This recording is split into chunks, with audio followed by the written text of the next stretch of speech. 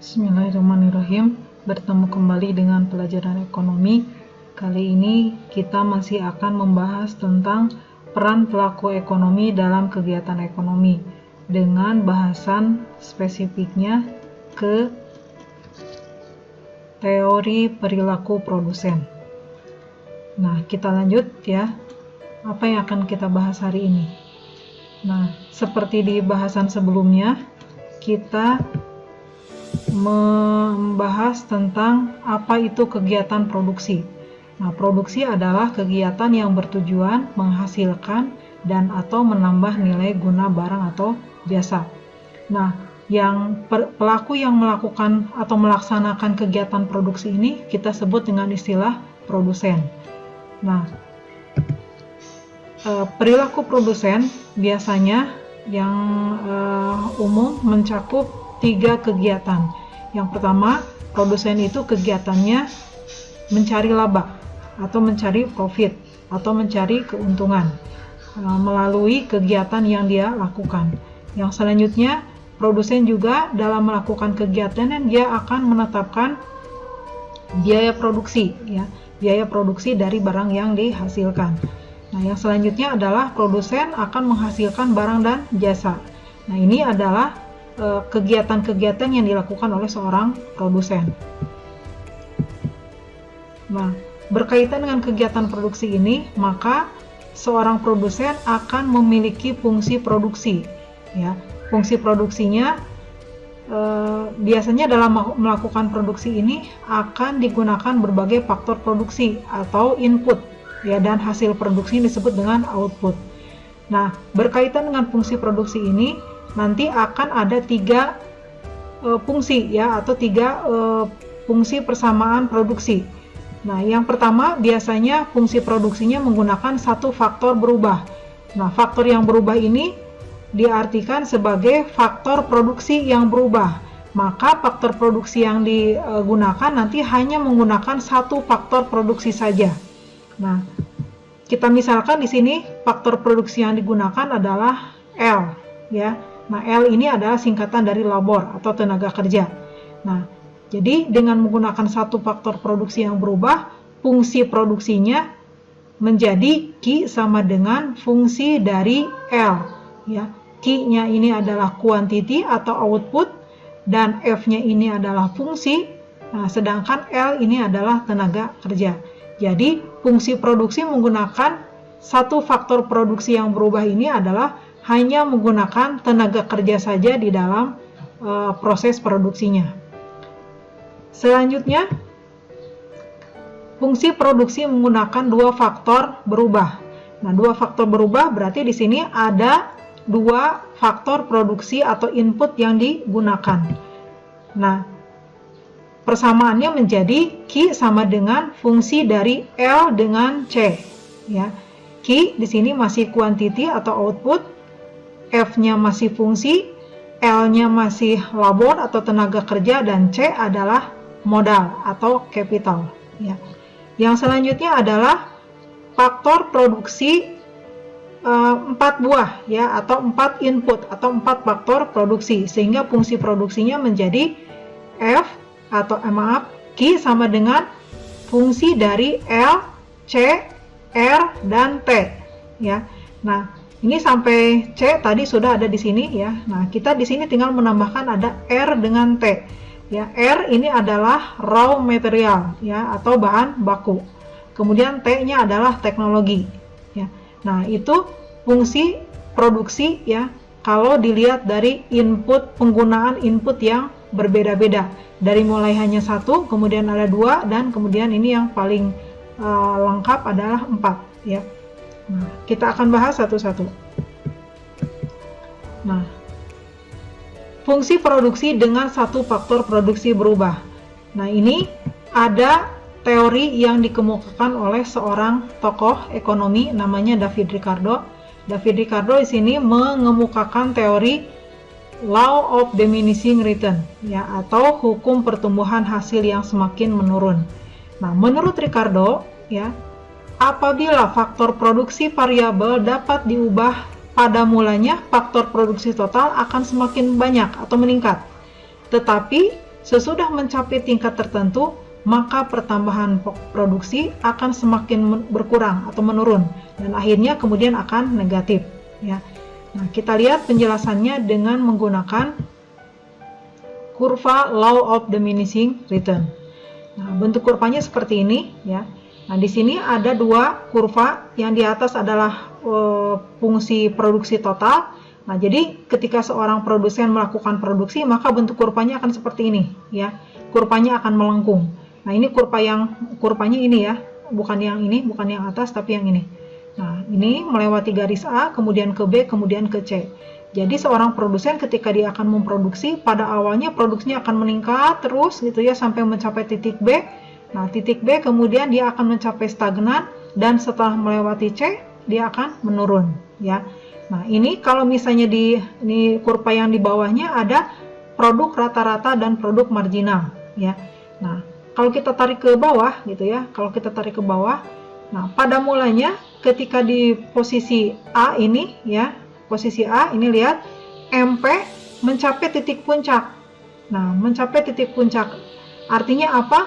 Bahwa pada mulanya ya, dari mulai titik 0 sampai ke titik A, seorang produsen dia akan memproduksi dengan menggunakan satu input. Tadi inputnya hanya satu, tenaga kerja misalnya. Nah, pada saat awal memproduksi dia akan terus menggunakan banyak tenaga kerja ya, sampai kemudian produksinya meningkat terus. Tetapi kemudian setelah melewati A ya, dari A menuju ke B ya, penambahan faktor produksi tenaga kerja tadi ya, yang tadinya sudah meningkat itu akan menurun ya. Nah, artinya apa? Penambahan tenaga kerja secara terus-menerus tanpa dibarengi dengan adanya penambahan faktor produksi yang lain hanya akan mengakibatkan marginal produknya atau tambahan produknya hanya akan menurun, walaupun secara total produksinya meningkat. Tetapi kalau dilihat dari tambahan atau efektivitas dari penambahan tenaga kerja itu akan menurun ya. Dan kalau terus dipaksakan meningkat ya, ditambah tenaga kerjanya tanpa ada peningkatan faktor produksi yang lain, nah itu justru akan menurun ya. Karena di sini setelah B kalau ditambah terus tenaga kerjanya maka akan menurun ya. Ini mencapai titik 0 ke sini ya. Nah, jadi dari kurva law of diminishing ini dikenal ada 3 tahap. Yang pertama adalah tahap increasing atau tahap peningkatan ya, atau tahap pertumbuhan atau growth ya. Nah, ini dicapai dari titik dari titik A ke B ya, mulai dari titik 0 sampai ke titik B ini ya. Dari B ke C ini sudah mulai tahap stagnan ya, atau tahap konstan return to scale ya. Dan dari C ke sini kalau ditambah terus maka akan mengalami diminishing return to scale ya, atau menjadi negatif ya. Nah, ini kurva contoh ya, kurva yang menggunakan satu input saja ya, bisa tenaga kerja atau bisa modal ya. Selanjutnya, fungsi produksi dengan dua faktor berubah. Nah, kita bisa menggunakan atau menjelaskannya dengan menggunakan iso kuan ya, atau kurva produksi yang sama ya. Iso kuan asalnya dari dua kata ya. Iso adalah sama dan kuan artinya kuantitas ya. Nah, kita lihat ya, apa itu kurva isokuan ya. Kurva isokuan adalah kurva yang menggambarkan gabungan antara tenaga kerja dan modal yang menghasilkan sejumlah output yang sama. Kalau tadi di dalam fungsi dengan satu faktor berubah itu hanya satu, tenaga kerja saja. Tetapi dalam isokuan di sini ada dua faktor produksinya, yaitu tenaga kerja dengan modal yang menghasilkan sejumlah output yang sama. Nah, kenapa output yang sama? Kita lihat di sini. Nah, ini ya, bentuk kurva isokuan itu seperti ini ya. Dia turun dari kiri atas ke kanan bawah ya. Di sini ada dua titik ya, titik ini dengan titik ini. Pada titik ini kita misalkan ini titik A, penggunaan faktor produksinya ada dua, mesin dengan tenaga kerja. Dengan jumlah mesin yang digunakan adalah 2 dan tenaga kerja yang digunakan adalah 2 juga sama. Kemudian di titik ini kita misalkan ini titik B, maka jumlah faktor produksi yang digunakan adalah satu mesin dengan 4 tenaga kerja ya. Tetapi dua titik ini ya, walaupun tadi kombinasi faktor produksinya berbeda, kalau ini 2 mesin dan 2 tenaga kerja, sementara yang B ini 1 mesin dan 4 tenaga kerja, tetapi jumlah produksi yang dihasilkannya sama, yaitu nilainya 150 gitu ya. Nah, sehingga ini kombinasi dua ini baik titik A maupun titik B ya. Nah, kombinasi penggunaan faktor produksinya berbeda tapi bisa menghasilkan jumlah barang yang sama ya, yaitu nilainya sebanyak 150 ya. Nah, ini bisa maksimal dua-duanya gitu ya. Jadi nanti selama titik kombinasinya masih ada di masih ada di titik atau masih ada di kurva ini ya, dari mulai sini di atas sampai ke sini gitu ya. Nah, ini sebenarnya kan kurva ini asalnya terdiri dari titik-titik, tapi titik-titik itu kemudian disambungkan gitu ya. Jadi titiknya boleh di sini, boleh di sini, boleh di sini gitu ya. Nah, itu nilainya sama nanti 150 walaupun kombinasi faktor produksinya berbeda gitu ya. Berbeda kombinasi tapi nilainya tetap ya. Nah, itu untuk kurva isokuan. Kita lanjut. Nah, seperti tadi disebutkan di dalam perilaku produsen ini akan ada 3 kegiatan gitu ya. Nah, yang selanjutnya adalah kegiatan yang biasa dilakukan oleh produsen adalah menentukan biaya produksi. Nah, konsep biaya produksi yang dihadapi oleh seorang produsen itu terdiri dari yang pertama adalah biaya tetap atau kita sebut dengan istilah fixed cost ya. Nah, yang kedua adalah biaya variabel atau disebut dengan FC ya, FC. Nah, FC singkatan dari variable cost. Dan yang ketiga adalah biaya rata-rata ya, atau kita kenal dengan istilah AC ya. AC ini singkatan dari average cost. Dan yang keempat adalah biaya marginal atau MC ya. MC ini singkatan dari marginal cost. Nah, kita lihat penjelasan dari masing-masing biaya ini ya. Nah, ini tambahan satu lagi, ada biaya total atau total cost ya. Nah, kita lihat penjelasannya. Yang pertama adalah FC ya. FC atau variable fixed cost tadi. Nah, ini adalah biaya yang jumlahnya tidak mengikuti perubahan jumlah produksi ya. Makanya namanya fixed cost ya. Fix, nah artinya fix itu tidak berubah ya, tetap sifatnya. Apa contoh dari biaya yang dimasukkan ke dalam kategori FC ya atau FC ini? Nah, yaitu biaya listrik kantor atau biaya honor tenaga kebersihan ya. Nah, menggunakan tenaga kebersihan ini mau produksinya 100 atau 1000 ya, tenaga kebersihannya 1 misalnya ya. Nah, itu tidak akan berubah ya, tidak akan berubah karena untuk membayar tenaga kerja honor tenaga kebersihan ini bukan ditentukan oleh banyak atau sedikitnya jumlah barang yang diproduksi ya. Nah, itu untuk yang FC. Yang selanjutnya adalah VC ya atau variable cost. Nah, variable cost terbalik dengan FC. Kalau ini tadi tidak ditentukan oleh banyak sedikitnya jumlah barang yang diproduksi, kalau FC sebaliknya. Nah, banyak sedikitnya akan tergantung dari jumlah barang yang diproduksi. Nah, contohnya apa? Biaya untuk tenaga kerja atau untuk gaji tenaga kerja ya, atau biaya untuk bahan baku. Semakin banyak jumlah barang yang diproduksi, maka biaya yang digunakan untuk membayar tenaga kerja atau membeli bahan baku juga akan semakin banyak gitu ya. Nah, selanjutnya adalah AC ya. Nah, AC atau average cost tadi. AC atau average cost adalah rata-rata jumlah biaya yang diproduksi ya, yang dikeluarkan tiap unit produk. Nah, nanti kalian perlu diketahui kalau ada kata-kata average ya. Nah, average itu adalah rata-rata. Nah, itu selalu dihitung dengan menghitung ya. Nah, ini biaya per unit. Biaya yang dikeluarkan per unit barang yang diproduksi. Jadi yang dihitung itu adalah biaya satuan untuk memproduksi sebuah barang. Nah, itu AC gitu ya. Nanti kita lihat rumusnya seperti apa. Nah, kemudian TC ya. TC atau tadi total cost ya. Total cost itu adalah keseluruhan jumlah biaya produksi yang dikeluarkan. Nah, nanti TC ini adalah penjumlahan dari FC dengan VC ini gitu ya. Nah, yang terakhir adalah MC ya, atau marginal cost. Nah, marginal cost itu adalah tambahan biaya yang diakibatkan oleh pertambahan satu unit produk barang yang diproduksi. Nah, contoh MC itu kayak gini. Kita memproduksi 50, tentu saja akan berbeda dengan memproduksi 100. Dari 50 ke 100 itu berarti ada tambahan produksi sebanyak 50. Nah, maka peningkatan produksi yang 50 itu akan menyebabkan biaya yang juga akan berubah, ya. Nah, itu disebut dengan istilah MC, ya. Nah, kita lihat rumusnya, ya. Nah, rumus dari masing-masing tadi. TC bisa dihitung dari penjumlahan antara FC dengan VC, ya, atau fixed cost ditambah dengan variable cost. Nah, sementara AC bisa dihitung dari TC dibagi dengan Q. Kenapa dibagi dengan Q? Karena tadi disebutkan AC ini adalah biaya per satuan unit barang yang diproduksi, ya.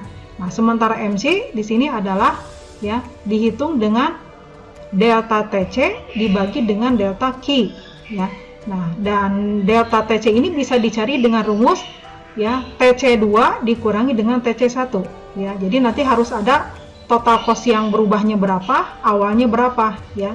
Dan ini maaf kelewat, ya, delta Q-nya dicari dengan Q2 dikurangi dengan Q1, ya. Jadi harus ada jumlah awal produksi berapa, kemudian berubahnya berapa, ya. Nah, selanjutnya di sini ada tambahan, ada APC. Nah, ini merupakan turunan dari ini, ya, turunan dari ini. Nah, APC singkatan dari A-nya masih sama dengan ini, ya, masih sama dengan A ini. A-nya ini adalah average fixed cost. Nah, seperti Ibu tadi sebutkan, kalau ada kata-kata average, maka dia harus dibagi dengan Q. Kalau ada AVC, berarti VC dibagi dengan Q.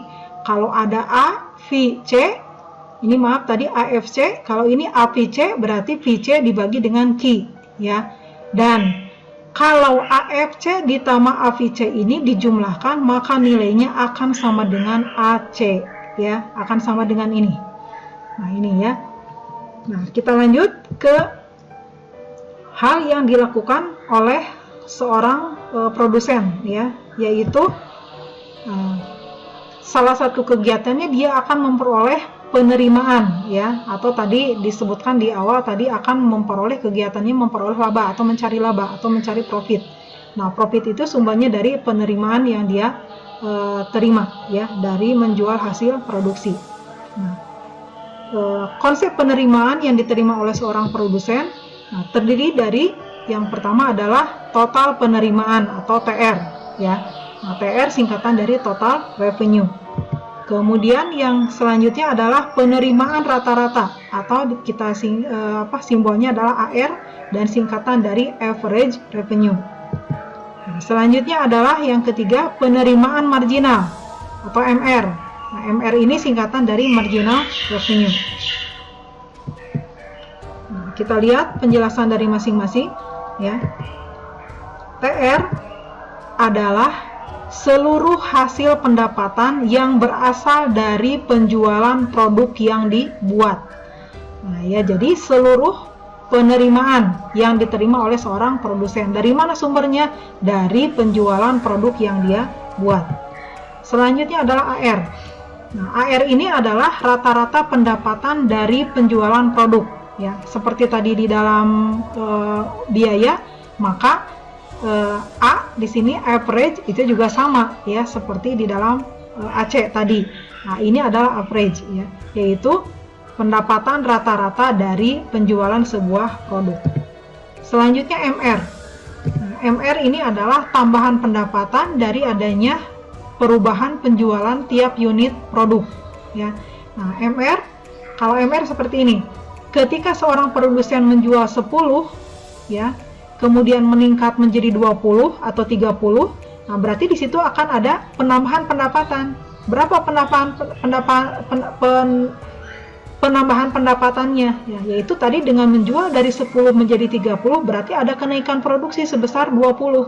Nah, yang 20 inilah menjadi MR, ya, tambahan pendapatan dari produsen ini dari hasil penjualan produk yang dihasilkannya. Kita lihat rumusnya, ya. Rumusnya adalah untuk menghitung TR. TR tadi total revenue atau total penerimaan.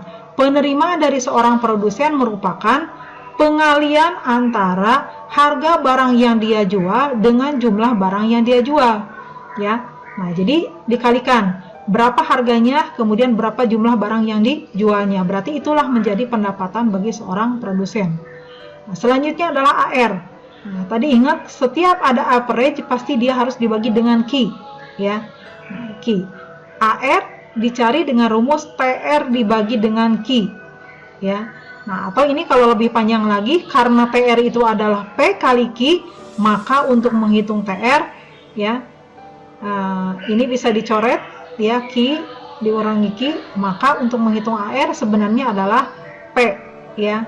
Jadi AR itu adalah harga dari barang itu sendiri, ya, karena TR dibagi Q, sementara TR itu adalah P kali Q, gitu ya. Maka AR itu sama dengan P, ya. Kemudian MR dicari dengan rumus delta TR dibagi dengan delta Q. Nah, delta TR-nya dicari dengan TR2 dikurangi dengan TR1, dan ini yang delta Q-nya sama seperti tadi di dalam MC, ya. Nah, ini harus ada 2, Q2 dikurangi dengan Q1, jumlah kedua dikurangi dengan jumlah ke-1, ya.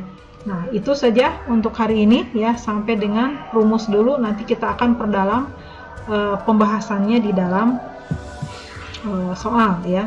Oh, ini ada yang kelewat penjelasannya. Untuk P di sini adalah harga, Q adalah jumlah barang, dan delta adalah perubahan, ya. Itu saja dulu untuk hari ini, ya. Kita akan bahas tadi di soal dan pembahasannya, gitu ya. Nah, itu saja, ya. Billahi taufiq wal hidayah. Assalamualaikum warahmatullahi wabarakatuh.